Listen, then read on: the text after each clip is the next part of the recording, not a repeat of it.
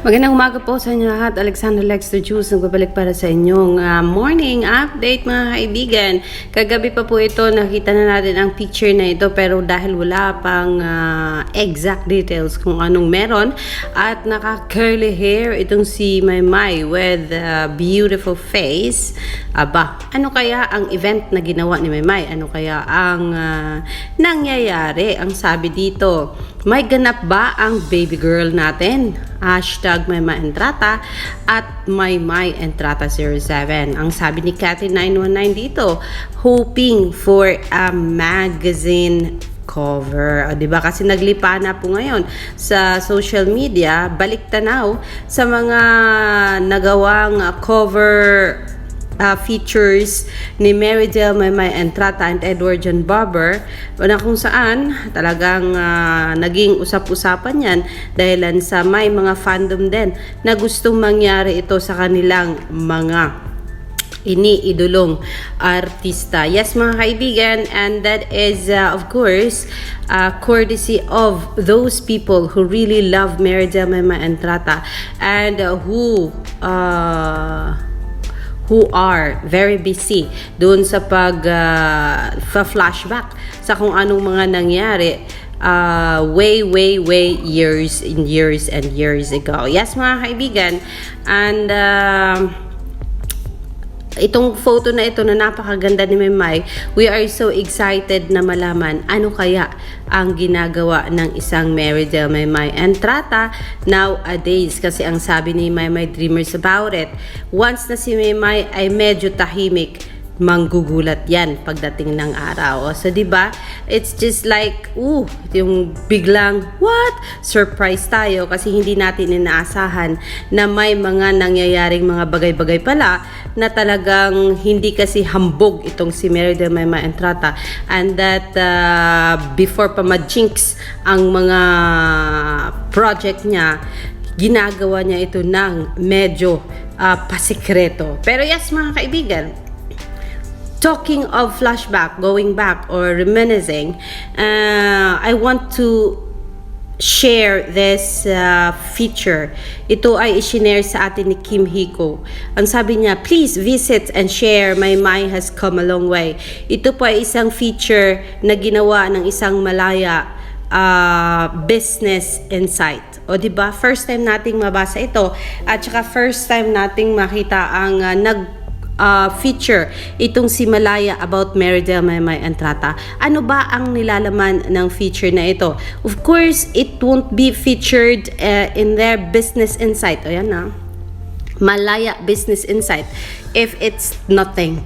If it's worthless. Ibig sabihin, this is worth of reading. Kaya kailangan basahin natin ito to share to those people na talagang, hindi nakakalam ano ang isinulat ng isang Ethel Ramos noong April 21, 2023. Ito ay, ano bang mga events ni Maymay during this time na hindi natin din ito napansin.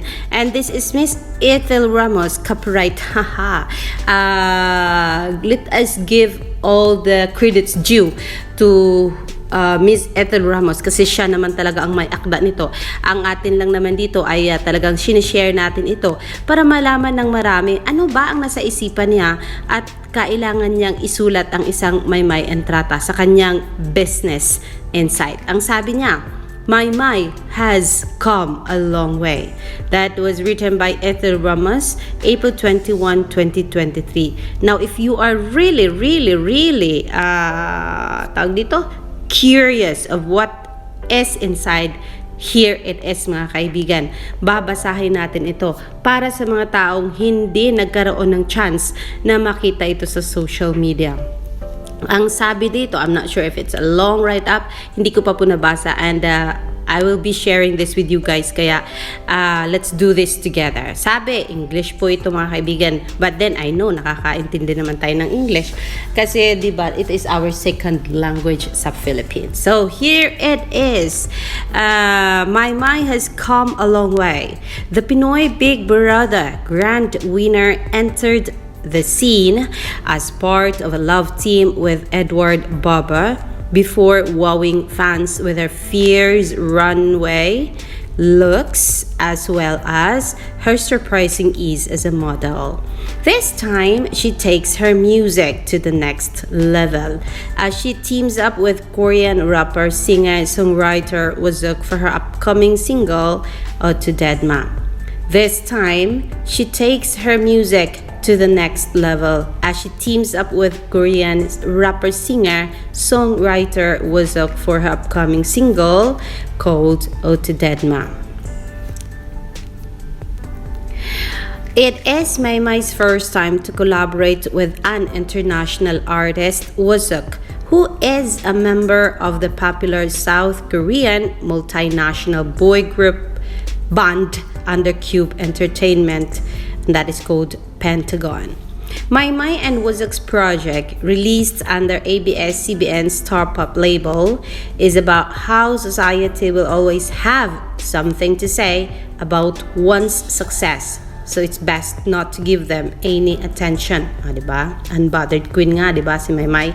Earlier, Star Pop posted a teaser for the song, defining its title, To Deadma, as the act of automatically ignoring comments and criticism.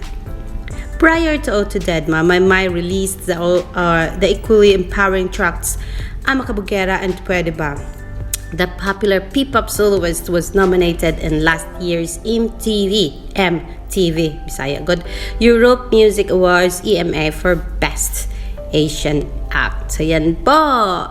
Yan po ay isinulat ni Miss Ethel Ramos sa Malaya Business Insight, diba?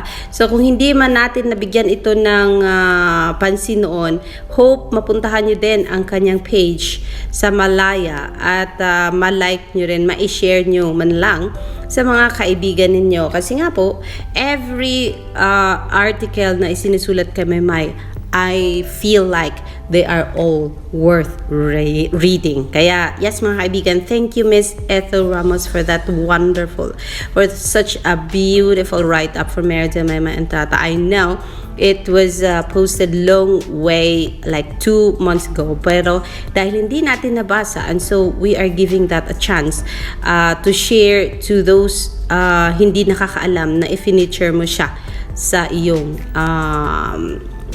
Business Insight page. So thank you ng marami on that very nice article sa ating si Meridel Maymay Entrata. Yes, mga kaibigan, dahil sa nag-post or sino man ang nag-post nito, si Maymay Entrata ba? Let me check her Instagram later. Ang sabi ni Edmay dito 3 minutes ago, wow, pouty lips. Yung lips na hindi na kailangang ipa-surgery, guys, dahil pouty na siya at kissable na.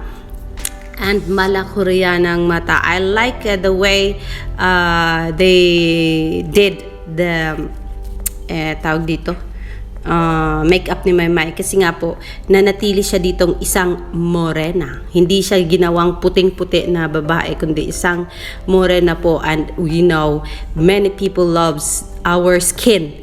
Kahit sa abroad, people really like our skin. Kaya kadaming mga puti na nagsa-sunbathing kasi nga dahil gusto nila ang kulay kayo-manggin ng mga Pilipino. Yes, mga kaibigan. Last night, nag-post po si Merida Maymay ng itong post na ito. Stay gentle, stay kind. Do not let the things that have hurt you turn you into a person that you are not. Oh my goodness. Hope ang message na ito ni Maymay ay manunuot sa ating mga kalamnan, o di ba? Stay gentle, wag daw tayong mapanghusga, wag tayong mapangmata, at wag tayong manakit ng kapwa. Kasi kung gagawin natin 'yon, it's not us anymore. Babaguhin ka ng galit mo, ng inggit mo, at ng mapangmata mong mata. O, diba?